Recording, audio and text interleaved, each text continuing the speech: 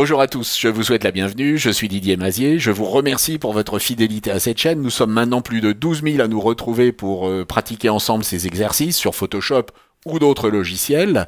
N'oubliez pas de partager ces vidéos. Vous pouvez directement copier le lien de la vidéo de manière à créer un post sur LinkedIn ou sur Facebook avec ce lien. Et la vidéo apparaîtra et pourra être lue directement sur le réseau social où vous l'aurez publié.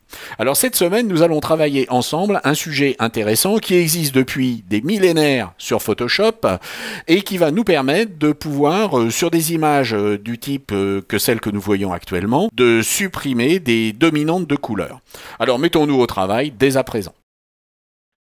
Nous avons ici une image sur laquelle il y a une dominante de couleur bleue que je trouve parfaite, qui est tout à fait adaptée, mais que nous pourrions, pour une raison ou pour une autre, vouloir supprimer. Plutôt que d'aller dans les courbes, de se compliquer l'existence avec des réglages sophistiqués, nous allons voir comment procéder très rapidement. Nous avons ici notre arrière-plan. J'ai également dupliqué le sujet sur son propre calque. Ce n'est pas obligatoire, mais cela pourra éventuellement être utile, nous le verrons tout à l'heure.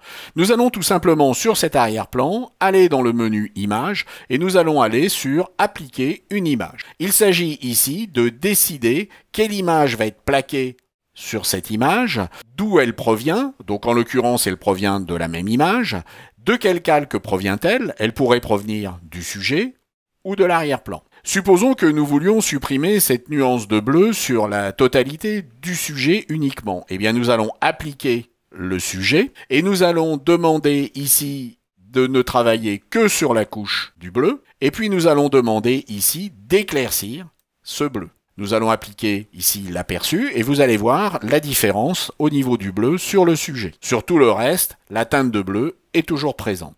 Alors nous aurions pu ici travailler avec l'arrière-plan, et auquel cas nous aurions supprimé cette dominante de bleu sur la totalité de l'image. Cela peut également être créatif.